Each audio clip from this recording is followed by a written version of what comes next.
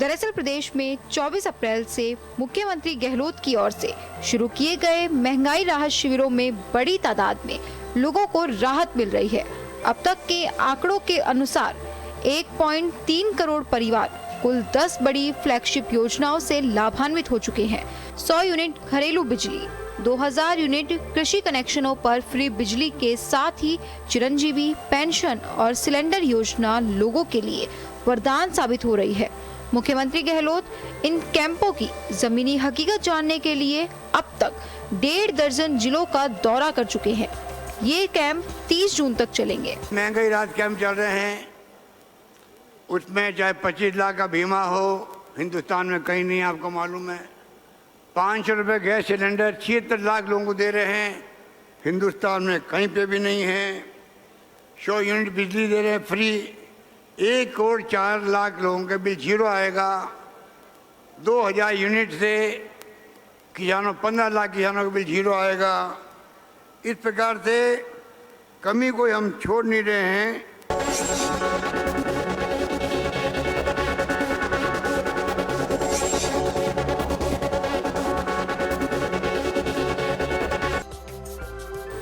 उधर महंगाई राहत कैंपों की काट में बीजेपी अब जनसंपर्क अभियान शुरू करने जा रही है। केंद्र सरकार 30 मई को 9 साल का कार्यकाल पूरा कर रही है। ऐसे में बीजेपी 30 मई से 30 जून तक विशेष जनसंपर्क अभियान चलाएगी, जिसमें खास तौर पर संगठन के रीति नीति के साथ ही केंद्र सरकार की फ्लैगशिप योजनाओं की जानकारी आमजन को दी जाएगी। मोदी जी ने 9 करोड़ लोगों को पीने का पानी दिया, 4 करोड़ लोगों को घर दिया, 4 करोड़ लोगों के घर में कनेक्शन, 4 करोड़ लोगों के घर में बिजली पहुंची है, 9 करोड़ लोगों को लगभग गैस का चूल्हा पहुंचा है। करोड़ों लोगों के जीवन में परिवर्तन लाया। हमने कहीं पंक्ति में खड़ा रहने के लिए मजबूर नहीं किया, क्योंकि हमने गरीब को गणेश मान करके उसकी सेवा करके संकल्प के साथ में काम किया। बहरहाल चुनावी साल में महंगाई के इस राहत पैकेज का असर विधानसभा चुनाव में कितना होगा कितना नहीं, ये अभी कह पाना मुश्किल है। हालांकि इतना जरूर है कि महंगाई राहत पैकेज से जनता को महंगाई से कुछ न कुछ राहत जरूर मिल रही है। ब्यूरो रिपोर्ट, जन टीवी न्यूज, जयपुर।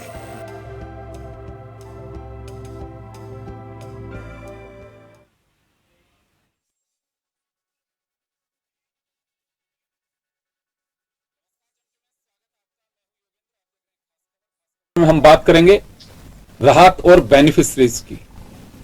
सरकार गदगद है राजस्थान में कि 1 करोड़ 3 लाख लोगों ने, परिवारों ने राहत कैंप के जरिए अपने बेनिफिशरी का जो उनका हक है वो लिया है। उधर मोदी सरकार के 9 साल पूरे होंगे 30 मई को, उससे 1 महीने तक अभियान चलेगा। सांसद अपने क्षेत्रों में जाएंगे, कार्यकर्ता बूथ स्तर तक मोदी जी की सरकार की खूबियां क्या हैं, आपके लिए क्यों जरूरी है मोदी, वो तमाम चीजें पहुंचाएंगे। राजस्थान सरकार राहत कैंप के जरिए 10 फ्लैगशिप योजनाओं को अपने जीत का सबसे बड़ा आधार मान करके चल रही है कि जनता के बीच है, जनता की सेवा के लिए, लिहाजा हक है हमारा कि जनता में वापस भी चुने, उनके बीच जाने का हक है। तो हम इस वजह से राहत कैंप दे रहे हैं और राहत कैंप के माध्यम से ही हम 2030 का जो विजन लेकर के चल रहे हैं उस पर खरे उतरेंगे। खैर, चलिए हमारे साथ इस मुद्दे पर चर्चा करने के लिए जितेंद्र श्रीमाली जी भाजपा से हैं, कांग्रेस से राजकुमार शर्मा जी और हमारे सहयोगी रविंद्र पंचोली जी हमारे साथ हैं। सभी का स्वागत है। मैं जितेंद्र जी आपके पास आना चाहूंगा। 1 करोड़ 3 लाख परिवार जुड़ चुके हैं और बड़ी संख्या में लोग राहत कैंप्स में पहुंच रहे हैं। सरकार का साफ कहना है कि वर्षों बाद में जो महंगाई की मार झेल रहे हैं, सीधे जनता को हम उसके जरिए लाभ दे रहे हैं, यानी कि वो बेनिफिशियरी से सीधे कांटेक्ट कर रहे हैं। आपकी पार्टी 30 मई से 30 जून तक अभियान चलाएगी। सांसदों को अपने अपने क्षेत्रों में जाने का अवसर मिलेगा, क्योंकि यहां इसी साल चुनाव है। केंद्र की बात करें तो अगले साल चुनाव है। दोनों पार्टियां चुनाव मोड पर हैं। जनता को साधने की कोशिश की जा रही है, बेशक चाहे दावे कुछ भी किए जाएं, और मैं इसे गलत भी नहीं मानता। अगर आपने कुछ किया है तो जनता के बीच जाना चाहिए, इसमें कहीं कोई खारिज नहीं कर सकता, क्योंकि जनता के प्रतिनिधि जनता से चुने जाते हैं और जनता के बीच जाए तो बहुत अच्छी बात है। लेकिन आने वाले दिनों में ये बड़ा एक सियासी पारा रहेगा। अब यहां सवाल ये उठता है कि आप ये कह रहे हैं कि राहत कैंप के नाम पर आफत कैंप है, अब मैं इनसे पूछूंगा कि 30 मई के बाद में बीजेपी जो कुछ करने जाएगी उसके लिए वो क्या कहेंगे। तो आफत कैंप तो क्यों है, और आप जब जनता के बीच जाएंगे तो वो राहत कैसी होगी? देखिए, बात राहत की नहीं है। राहत इस सरकार में 4.5 साल, पौने 5 साल से जो सरकारी चल रही है वो राहत का तो कहीं वो नहीं है, आफत की ही सरकार है ये। क्योंकि इस पूरे 5 साल के दौरान इस सरकार ने केवल जनता को दर्द देने के अलावा कुछ नहीं किया है। अपनी कुर्सी बचाने के लिए मुख्यमंत्री अशोक गहलोत ने जिस प्रकार से जनता के साथ में दोहरा व्यवहार किया और जनता के साथ में जिस प्रकार से छल किया, आज ये देख ले कि समाज का हर वर्ग, चाहे वो व्यापारी वर्ग हो, चाहे वो आम जनता का वर्ग हो, चाहे वो युवा वर्ग हो, चाहे वो किसान हो, सबके साथ में इन्होंने छल करके प्रकार ने किस प्रकार से जोड़ तोड़ की सरकार तो इन्होंने बना दी। परंतु उस सरकार को बनाने के बाद में आज ये देखिए कि युवाओं का मामला बात करें तो रीट के और विभिन्न परीक्षाओं के अंदर जो छल हुआ है और सरकार के मंत्री और सरकार के जो लोग हैं वो इस चीटिंग के अंदर शामिल है। तो चीट का जो ये खेल चला है वो राजस्थान की जनता और युवाओं ने देखा है। इसके अलावा आज ये राहत की बात जो कैंपों की कर रहे हैं कि मैं एक कह रहा हूं कि आज बिजली का बिल उठा के देखिए, मेरा खुद का मैं बता रहा हूं कि मेरे घर का बिल आया 6,000 रुपए, उसमें 3,500 रुपए की मैंने बिजली कंज्यूम करी, उसमें 1,500 रुपए फ्यूल चार्ज जोड़ा गया और बाकी टैक्सेस जो है 1,000-1,500 रुपए के वो टैक्सेस अलग है, ऐसे करके 6,000 का। तो आप ये देखिए कि एक तरफ आप ये राहत की बात कर रहे हैं, जनता के साथ में छल कर रहे हैं आप। अरे आपको वास्तव में अगर राहत पहुंचानी थी तो आप अपना वेट जो पेट्रोल डीजल के ऊपर आपने जो सबसे ज्यादा राजस्थान का सबसे ज्यादा जो वेट का जो टैक्स है उसको कम करके आप जनता को राहत देते ना। राजस्थान की जनता बहुत अच्छी तरह जानती है, इन्होंने बड़े बड़े अखबारों के अंदर दे दिया कि आपको किसी भी प्रकार की सरकारी सुविधा किसी प्रकार की कोई लेनी है तो पहले आप रजिस्ट्रेशन कराइए। तो जहां जनता मजबूर होकर रजिस्ट्रेशन करा रहे हैं, पर रजिस्ट्रेशन कराने का अर्थ ये नहीं है कि आम जनता को इससे राहत मिल रही है। आप ये देखिए कि आज राजस्थान के अंदर आपस के अंदर किस प्रकार के आरोप लगा रहे हैं, एक दूसरे की पोल खोलने में लगे हुए। ये वो कह रहे हैं, आज ये अशोक गहलोत साहब कह रहे हैं मेरे से पैसे ले जाना, 15 करोड़ रुपए जो जिनको देना है 15 करोड़ रुपए मेरे से ले जाओ। तो आप ये देखिए कितनी भ्रष्ट सरकार है। और इस भ्रष्टाचार की सीमा देखिए कि जब मुख्यमंत्री शिक्षकों के समूह के अंदर वो तो ये कह रहे हैं कि वो आपकी पार्टी के यहाँ से मिले हुए पैसे की बात कर रहे हैं। हाँ, तो अगर हमारी पार्टी से मिले पैसे तो एफआईआर दर्ज करा के अरेस्ट करो ना जिनके खिलाफ है। आप क्यों केवल बात कर रहे हो? और ये 15 करोड़ रुपए आप कहां से लेके आओगे? वो कह रहे अमित शाह जी को देने के लिए 15 करोड़ रुपए मेरे से ले जाओ। तो आप 15 करोड़ रुपए आपने एक एक आदमी को देने के लिए 15 करोड़ रुपए जमा रखे हैं। एआईसीसी ये जो बेईमानी की जो बातें एआईसीसी हाँ वो एआईसीसी तो एआईसीसी कौन सी कमा रही है? कौन से राहुल गांधी मजदूरी करते हैं रोजाना नरेगा में जो वो कमा करके लेके आएंगे कुल मिला करके राजस्थान। आप ये देखिए योगेंद्र जी, आपको तो खुद जानते हैं, आप खुद उस दिन पत्रकार उस दिन मौजूद थे। आपके सामने की बात है जब मुख्यमंत्री जी ने पूछा टीचर से, शिक्षकों से पूछा कि क्या आपके बिना पैसे के ट्रांसफर होते हैं क्या? तो सारी जनता ने कहा नहीं होते, बिना पैसे के पैसे देने से होते हैं। जवाब दिलवाता हूं मैं। और अब उम्मीद है कि आप भी इसी तरह से सुनेंगे क्योंकि राजकुमार जी अब आपके सवालों के जवाब देंगे।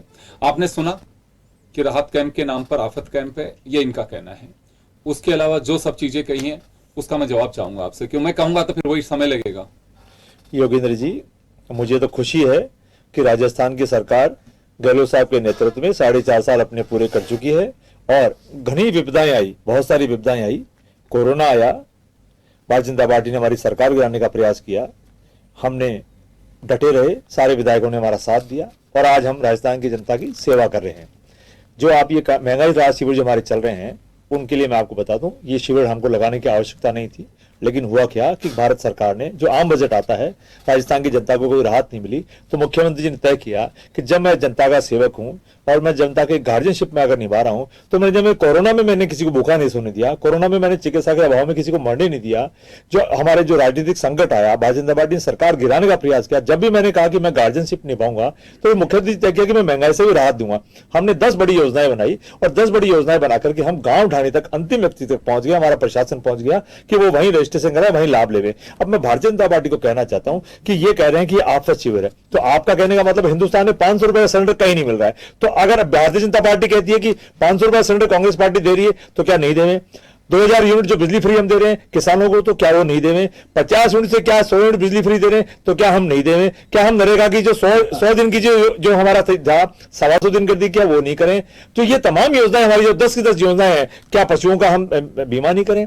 मैं ये कह रहा हूं कि हम ये जो है जितनी भी 10 योजनाएं हैं राजस्थान की आम जनता को राहत देने का प्रयास कर रहे हैं। होता क्या था कि शिविर के माध्यम से, शिविर से पहले जब होता था तो रजिस्ट्रेशन कराने में कई बार टेक्निकली फॉल्ट आती थी, दिक्कत आती थी, और आम आदमी जो गांव ढाणी में बैठा है, जो नेट नहीं जानता है, जो कई तरह की समस्या रहती है, वो नहीं करा पाता। तो मुख्यमंत्री जी तय किया कि मैं आपके गांव ढाणी में आपके गेट पे आ रहा हूं मैं, और आप रजिस्ट्रेशन करा लो, आप महंगाई से राहत लो। अब महंगाई राहत शिविर हमारे हो गए। अब भारतीय जनता पार्टी के पेट पे तो इसलिए हो रहा है कि हमारे 1 करोड़ से ऊपर लाभार्थी लाभ ले चुके हैं, और करीबन 4.5 करोड़ लोगों का रजिस्ट्रेशन हो चुका है, और ये 1 करोड़ का आंकड़ा निश्चित तौर पे बहुत आगे जाएगा। राजस्थान का प्रत्येक व्यक्ति इसमें रजिस्ट्रेशन कराएगा। और आपको एक और बात बता दी योगेंद्र जी, भारतीय जनता पार्टी के कार्यकर्ता भी भाग भाग के इसमें रजिस्ट्रेशन करा रहे हैं, क्योंकि रजिस्ट्रेशन कराना बुरी बात नहीं है। और सरकार की कोई योजना है, सरकार की कोई योजना है, उसका लाभ लेने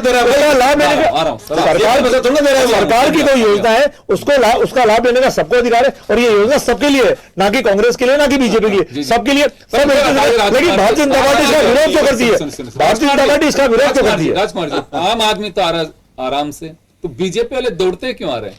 बीजेपी वाले दौड़ते हुए आ रहे हैं कि बीजेपी वालों ने 7-7 हजार की 5-5 हजार की एमआरआई भी चुप चुप के एसएमएस में कराई, लेकिन अशोक गहलोत जी की तारीफ नहीं करी। और दबी जवान में मेरे बहुत सारे मित्र हैं, कहते यार गहलोत साहब का भला हो यार, दवाइयों में मामला ठीक कर दिया, इलाज में मामला फिट कर दिया। और इनके तो प्रधानमंत्री जी ने तारीफ की है, प्रधानमंत्री जी ने तारीफ की है, पूरी दुनिया में तारीफ हुई है, पूरी दुनिया में गहलोत साहब की, कांग्रेस सरकार की तारीफ हुई है। कोरोना को लेकर के बहुत शानदार प्रबंधन हुआ। नदियों में आपने देखा लाशें बह रही थी, है राजस्थान में हमने तय किया था भूखा नहीं सोने देंगे और चिकित्सा के अभाव में मरने नहीं देंगे, और सबने तारीफ की है। और भारतीय जनता पार्टी के लोग भी इसमें सेवा प्राप्त कर रहे हैं, इसलिए भारतीय जनता पार्टी के मुंह से ऐसी शोभा नहीं देती कि ऐसी योजनाओं का, ऐसी अच्छी योजनाओं का विरोध ना करें, राजस्थान की सेवा करें। और जो 30 मई से जितेंद्र जी का एक सवाल है, चलिए सवाल पूछ लीजिए आप। मैं तो ये कह रहा हूं कि यदि हम कोरोना के लिए आप बात कर रहे हैं और हम आज किसी लाभ लेकर के सरकारी योजना का, जो सरकार का पैसा उसका लाभ लेके हम तारीफ कर रहे हैं, आप तो वो लोग हो जिन्होंने वैक्सीन लगवा ली और वैक्सीन लगाने से पहले क्या कहा कि मत लगवाना, ये बाहर की विदेशी मोदी की वैक्सीन है, इसको यही राहुल गांधी ने कहा, यही अशोक गहलोत ने कहा, फिर क्यों लेकर ज्यादा वैक्सीन लगवाई? तो ये जो झूठ बोलने का जो प्रपंच है, राजस्थान की जनता इस बात को समझ रही है कि आपने झूठ बोल के जनता के सामने 60 साल आपने जनता का खून पिया है।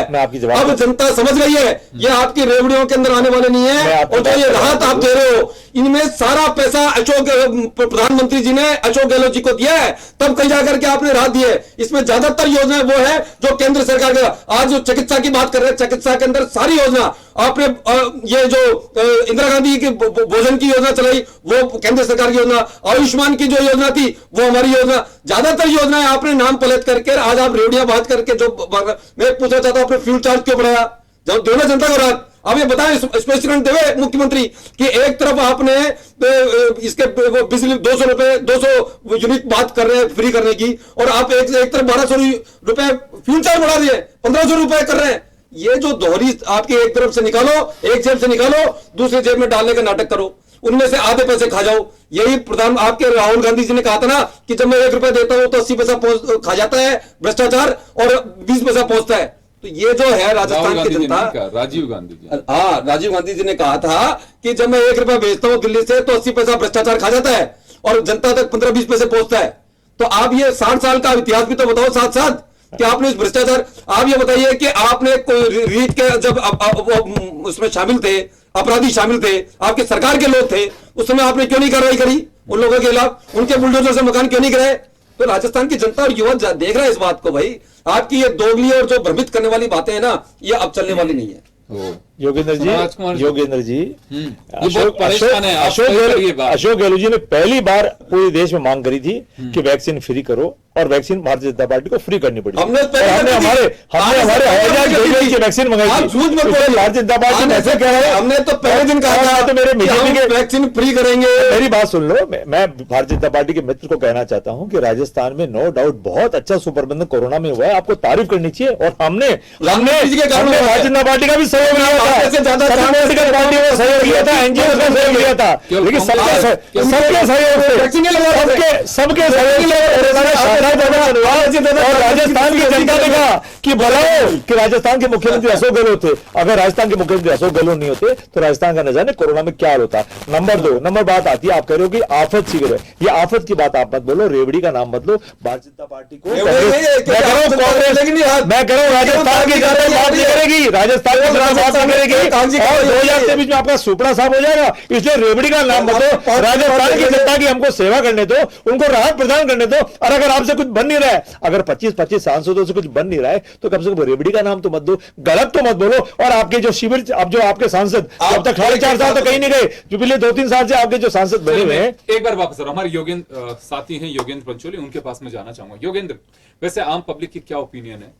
देखिए, बेशक सरकारें कोई भी हो, वो जनता की चुनी होती है, पैसा जनता का होता है, ठीक है, उसकी मार्केटिंग आप अपने नाम पे कर सकते हैं, कोई गवर्नमेंट हो, यूनियन गवर्नमेंट हो या फिर स्टेट गवर्नमेंट्स हो। लेकिन फिर भी अगर वास्तव में योजनाओं का मैक्सिमम पैसा अगर यूटिलाइज होता है ठीक से और जनता को राहत मिलती है, तो यही तो हमारे वेलफेयर एक डेमोक्रेटिक सिस्टम की एक खूबी होती है कि आप जनता के बीच जनता की राहत की चीजें लेकर के जा रहे हैं। जनता क्या मान के चल रही है?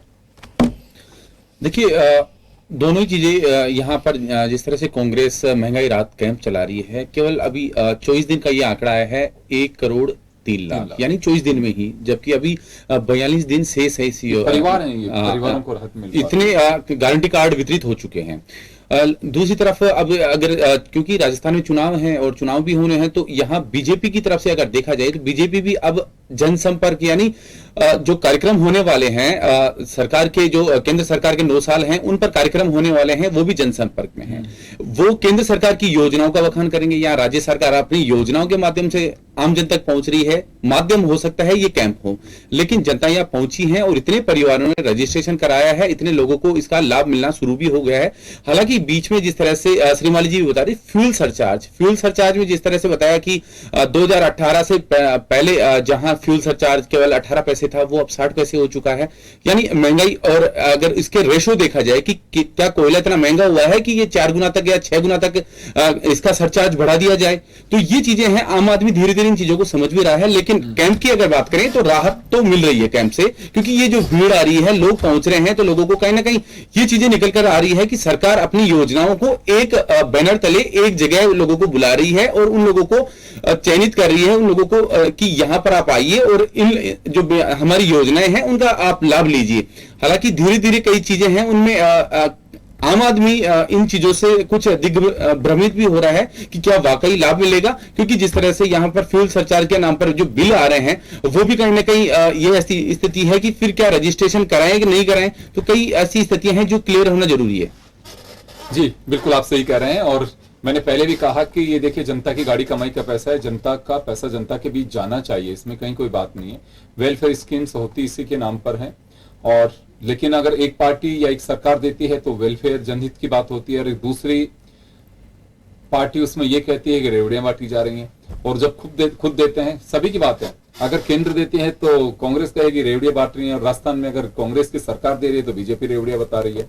खैर जो भी है, रेवड़ी भी खाने के लिए होती है, और जनता की जो रेवड़ियां भी बांटी जाती हैं तो बहुत अच्छी बात है, लेकिन बांटिए तो सही, जनता को कुछ तो राहत मिलेगा। गुड़ी खाने के लिए जाएगा तिल के साथ में, हालांकि गर्मी है।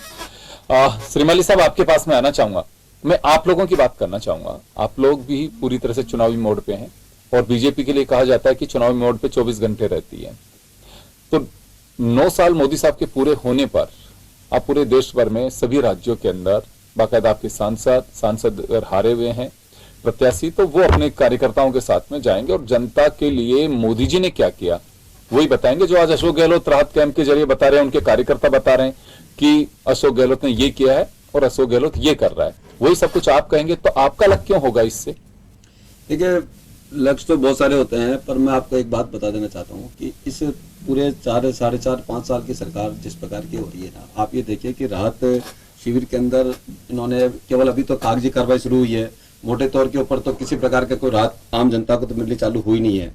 परंतु फिर भी अगर अपन केवल इन आंकड़ों को मान लें कि तो ये बहुत साधारण सी बात है, और आपने तो इतना समय देखा है, कई चुनाव देखे हैं, ये आंकड़े के आधार के ऊपर, रजिस्ट्रेशन होने के आधार के ऊपर हम ये नहीं मान सकते, क्योंकि आप ये तो कह ही रहे हैं सब बीजेपी वाले करवा रहे हैं। बीजेपी वालों को भी क्यों करनी पड़ गई? क्योंकि आपने ज्यादातर राहत के जो काम थे वो केवल एक वर्ग विशेष के लिए कराए। तो हमने कहा वर्ग विशेष नहीं, आप जनता का पैसा है, ये जनता को लाभ मिले इसलिए रजिस्ट्रेशन कराने के तो सभी सहयोग कर। और बीजेपी के कार्यकर्ता का तो आंतरिक स्वभाव होता है कि वो हर अपने जो क्षेत्र के लोग हैं उनको किसी न किसी प्रकार से उनको राहत मिलती रहे, ये ज्यादा महत्वपूर्ण होता है। और रही सवाल बीजेपी की, बिल्कुल सही कहा आपने कि बीजेपी के कार्यकर्ता, बीजेपी तो कैडर बेस्ड पार्टी है, बीजेपी का कार्यकर्ता हमेशा 365 दिन चुनाव मोड़ पे रहता है, चाहे चुनाव हो चाहे नहीं हो, वो बिल्कुल जनता की सेवा के लिए, जनता के सहयोग के लिए, जन विरोधी कामों के विरोध में आंदोलन करने के लिए बिल्कुल चुनावी मोड़ पे रहता है। ये सारे मुद्दे हैं जिनको लेकर, और सबसे बड़ा मुद्दा एक बात बता देता हूं आपको कि राजस्थान के अंदर इन सब बातों के साथ साथ इस सरकार की भ्रष्टाचार, कानून व्यवस्था, ये सब बातें मुद्दे तो है ही हैं, पर एक और महत्वपूर्ण वो है कि वो है तुष्टिकरण की नीति के आधार पे। आज ये देखिए, आज भी अभी डिबेट चल रही है, आज मैं सीधा सांगानेर से आ रहा हूं। सांगानेर पूरा कस्बा जनता ने आप बंद किया है, क्योंकि वहां पर हिंदू बहुल क्षेत्र के अंदर आपने, अब आप हमको कहेंगे कि साहब आप हिंदू मुस्लिम चलाते हो, ये करते हो, वो करते हो, इस प्रकार के आरोप हमारे पर लगे, पर आपने जानबूझ करके जनता को, हिंदू जनता को उद्वेलित करने के लिए आम जो हिंदू समुदाय के जो जनता थी वहां पर बीच के अंदर, उनके बीच के अंदर मुस्लिम छात्रावास खोलने की घोषणा कर दी।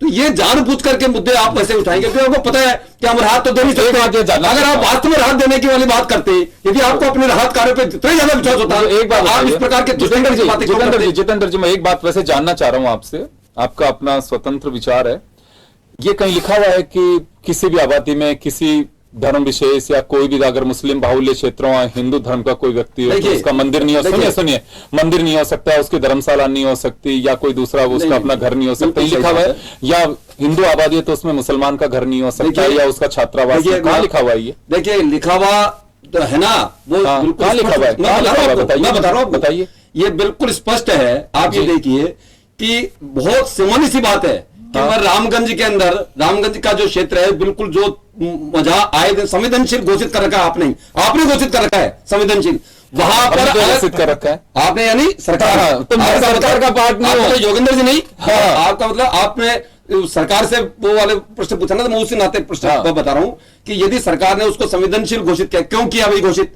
किसने कहा था आपको भी वहां कैसा क्या है जो वहां पर संवेदनशील घोषित? आपने क्यों, हिंदू जब त्योहार होते हैं तो आप विशेष पुलिस बल खड़ा करते हैं, क्यों करते हैं? इसलिए करते क्योंकि जो संवेदनशीलता जहां पर होती है वहां पर जानबूझ के सरकार द्वारा ऐसी कोई कार्रवाई नहीं की जा सकती है जिसके कारण से दो समुदायों के बीच में टकराव पैदा हो।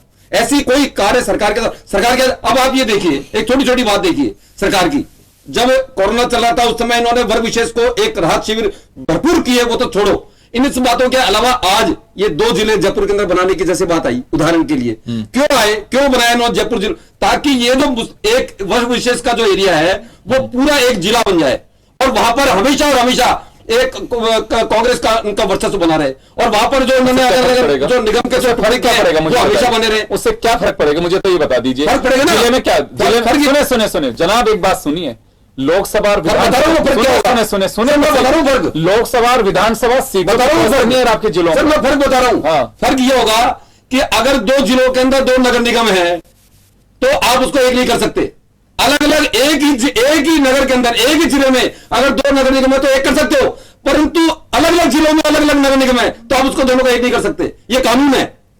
तो इसलिए जो ये नगर निगम बना रहे, क्योंकि भाजपा ने ये कहा था, हमने पहले दिन कहा था कि जिस दिन बीजेपी सरकार आई हम दोनों नगर निगम को एक कर देंगे, क्योंकि आपने गणेश जी को, मोती गणेश मंदिर को और गोविंद जी को अलग करने की जो कुत्सित प्रयास किया है इस हिंदू जनता के ऊपर, हम उसको वापस एक करेंगे। क्या बात है, एक बार इसलिए सुने ये नगर निगम का एक बात, ये जो एक वर्ग विशेष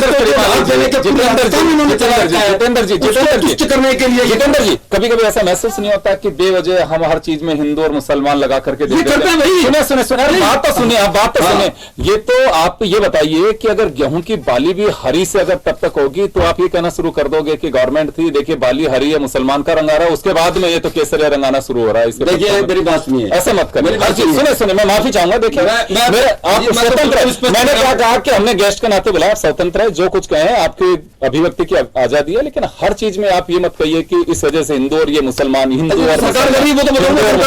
और दूसरी बात जो मेरी बात सही है, मेरी बात से अरे मेरी बात तो सुनिए, क्या जरूरत आपको मालूम है क्या? सुनिए सुनिए तो सही आप दूसरी बात एक मैं निवेदन और कर रहा हूं, आप तो लॉयर हैं, आदेश करो, आप ऑर्डर की कॉपी पढ़िएगा। किस महीने और किसकी सरकार से जयपुर शहर के सबसे पहले 5 क्षेत्र अति संवेदनशील घोषित किए गए थे? 5 क्षेत्र, केवल रामगंज नहीं है, किसके गवर्नमेंट में किए गए? सरकार किसी की भी सुनिए, अरे सर सुनिए तो सही, आप मेरी बात सुनिए। आज से नहीं है, ये आज से नहीं है, दंगे हो गए थे जयपुर में और दारा सिंह जी गवर्नमेंट थी, उसमें कोई गवर्नमेंट हो, अगर उसी वक्त सुषमा माथुर की सरकार होती तो भी करना पड़ता है। ये आज से नहीं होता है। अगर 144 पर्टिकुलर किसी एरिया में लगे, मैं तो आपको उस बात का जवाब दे रहा हूं कि क्यों घोषित कर रखा आपने, क्यों घोषित कर रखा आपने, आप वो मत कहिए, ये प्रशासन का काम है। सुने ये प्रशासन का ही तो मैंने कहा है, और मैंने यही कहा है, जब सरकार संवेदनशील कोई भी क्षेत्र घोषित करती है, बिल्कुल कोई भी सरकार माफी चाहूंगा जितेंद्र जी, आपने सिर्फ ये कहा कि रामगंज को आपने अति संवेदनशील क्यों घोषित किया हुआ है, मतलब सरकार ने किया। हाँ, मैं नहीं कह रहा हूं भाई, सरकार कोई भी सरकार, मैं यही कह रहा हूं। आपने बात एक मिनट सुनिए, आज डूंगरपुर के अंदर, डूंगरपुर में इस मामले को लेकर के छोटा सा एक विवाद हो गया, वहां कुछ झगड़ा हुआ, उस पर्टिकुलर सुने जालोर में अरे सुने तो सही सर, जालोर में कोई स्थिति बनी, एक ही समुदाय के दो उनके अंदर, वहां अगर जरूरत पड़ी तो करना पड़ा। खैर मैं मुद्दे से मैं भटकाना नहीं चाहूंगा, मेरा राहत कैंप और मोदी जी के 9 साल पे फोकस है। राजकुमार जी आपके पास आना चाहूंगा क्योंकि देखिए समय कम है, मैं मुद्दे पे आना चाहता हूं, मैं इसमें नहीं, ये तो मुझे लगता है कि अनलिमिटेड बहस है कि हिंदू मुसलमान ये वो, आप मुद्दे पे आइए, इनके कुछ सवाल है, उचित समझे जिसका जवाब दीजिएगा, नहीं देना हो मत दीजिए, क्योंकि मैं चाहता हूं कि टू द पॉइंट आप बात करिए। देखिए मैं तो भारतीय जनता पार्टी के नेता, हमारे जो प्रवक्ता बैठे हैं, उनसे और पूरी भारतीय जनता पार्टी से अपील करता हूं कि आप लोग राजस्थान की जनता की सेवा करें। महंगाई राहत जो शिविर चल रहे हैं उनमें आप जाएं, जनता की मदद करें, जनता आपको 2 वोट एक्स्ट्रा देगी। मोदी जी का जो आप नाम लेकर चल रहे थे, आपने जो अभी शिमला में पटकनी खाई है, कर्नाटक में कली खाई है, तो आपको राजस्थान में ऐसी मुक्की नहीं खानी पड़े 2023 में। तो आप चाह रहे हैं सफलता का रास्ता दे रहा हूँ, आपको सफलता का रास्ता बता रहा हूँ, तो जाओ राज शिविर में जाओ, राजस्थान की राजस्थान की जनता की सेवा करो, सुनो और अपना घर संभालो, दूसरों के घर में मत देखो। हम हमारे पायलट सब हम देख रहे हैं, हमारे हम संभाल लेंगे, उनको संभाल, आप अपना घर पड़ोस में अगर कुछ छोटा मोटा अगर कहीं चल रहे हैं, मान लो बैंड बज रहा है या कोई तबियत नासाज है तो पूछना पड़ जाता है, इस नाते से देख रहे हैं ये लोग। चलिए योगेंद्र आपके पास में आना चाहूंगा मैं। खैर देखिए ये तो सियासी पारा ऐसे ही चलता रहेगा, लेकिन क्या लगता है कि आने वाले दिनों में मुख्यमंत्री बड़े कॉन्फिडेंट हैं राहत कैंप्स को लेकर के, जब चर्चा होती है उनसे तो कई बार कह भी देते हैं सवाल के जवाब में कि राहत कैंप, उधर अब बीजेपी एग्रेसिव के साथ साथ, क्योंकि मैं जो समझ पा रहा हूं कि बीजेपी की अपनी एक रणनीति भी है, जिन स्टेट्स में इलेक्शन है वहां थोड़ी सी और एग्रेसिव होगी अपनी क्योंकि योजनाएं देखिए सीधा है, कोई हिडन एजेंडा नहीं है। बीजेपी का साफ कहना है कि नरेंद्र मोदी और कमल का फूल ही हमारा चेहरा होगा, उसी के नाम पे हम चुनाव लड़ेंगे। अन्य स्टेट से क्या पोजीशन है कि राजस्थान की स्थिति साफ है, तो ऐसे में जाहिर है कि योजनाएं भी मोदी की आएंगी, तो पार्टी उस एजेंडे पे अब आगे बढ़ेगी, रोड शोज भी होंगे, कई सभाएं भी होंगी, और मुझे जो लगता है कहीं ना कहीं एक ऐसी प्रदेश संभाग मुख्यालय पे या कैपिटल राजधानी जो जयपुर है उसमें भी हो सकता है एक बड़ा कोई आयोजन किया जाए जिसमें प्रधानमंत्री हो और अपनी जो बेनिफिशरीज से आपको ध्यान होगा कि वसुंधरा जी के टाइम पे मुलाकात हुई थी, उस टाइप से कुछ कर सकते हैं। देखिए चुनावी साल का जो सारी चीजें यही है कि इतना बड़ा इसे मुख्यमंत्री अशोक गहलोत का मास्टर स्ट्रोक तो समझा जा सकता है, क्योंकि जिस तरह से कैंप यानी जनता वोटर होती है और जनता को जोड़ने का काम इस अभियान ने किया है, इन कैंपों ने किया है, जनता तो जा रही है, फायदा चुनाव में कितना मिलेगा ये तो बाद में डिसाइड होगा। लेकिन और दूसरी तरफ क्योंकि सरकार अब यहाँ पर जो सेंट्रल गवर्नमेंट के जो 9 साल पूरे हो रहे हैं, 1 महीने तक बड़ा अभियान चलने वाला है लोगों से जुड़ने वाला। यहाँ पर पार्टी के कार्यकर्ता संगठन की तरफ से बीजेपी के जो लोग हैं वो पहुंचने वाले हैं, उसमें चाहे विधायक हों, जो एमपीज हैं, तमाम जो लोग हैं वो जनता के पास जाएंगे, वो बताएंगे कि स्टेट गवर्नमेंट ने तो क्या किया है, कितनी खामियां छोड़ी है, सेंट्रल गवर्नमेंट ने आम आदमी के लिए क्या किया है। दोनों का डिफरेंस है, इस डिफरेंस को आम जनता के लिए तो समझना भी दूर है। तो वो किस तरह से आपस में डायलॉग करेंगे, किस तरह से समझाएंगे, तमाम बीजेपी संगठन अपनी तैयारियों में जुटा हुआ है। लेकिन ये जरूर है कि यहां पर जो चेहरा रहने वाला है वो नरेंद्र मोदी ही रहने वाला है राजस्थान में भी, क्योंकि बीजेपी क्लियर भी कर चुकी है, इसमें कोई संदेह नहीं। एक बात बड़ी आपने पते की गई है कि देखिए भीड़ आती है, क्योंकि भीड़ को आपने एक अधिकार दिया है कि आप रजिस्ट्रेशन करवाइए। यूनियन गवर्नमेंट को अगर ये लगता है कि उनको बेनिफिशरीज बना है तो निश्चित रूप से आपकी ड्यूटी और उन लोगों का अधिकार है कि वो आपसे लेंगे, इसमें कहीं कोई बात नहीं है। बस मूल बात यह होती है कि जनता तो बहुत सारी जुड़ती है आपकी योजनाओं के जरिए, लेकिन वो वोट में कितनी तब्दील हो पाएगी, जो आपकी कवायद का मूल मकसद है, वो देखना होगा। और इसके लिए एक पारी के लिए आपको नवंबर दिसंबर तक इंतजार करना पड़ेगा इसी साल में, और एक के लिए अगले साल मई तक इंतजार करना पड़ेगा। निश्चित रूप से हर राजनीतिक दल अपनी ओर से कवायद करता है, वो जनता के लिए ही स्कीम्स लेके आते हैं, उन्हें कोशिश की जाती है, उसकी एक मार्केटिंग होती है।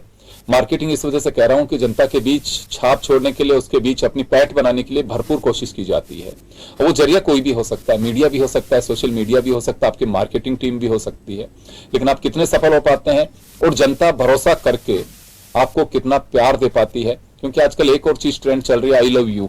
अब वो वोट आई लव यू में कितना तब्दील हो पाएगा वो देखने पाओ, ये जो बेनिफिशरीज हैं वो आई लव यू में कितने तब्दील होंगे ये देखने वाली बात है। बहुत बहुत शुक्रिया आप सभी का, और खास खबर में इतना ही, दीजिए इजाजत, नमस्कार।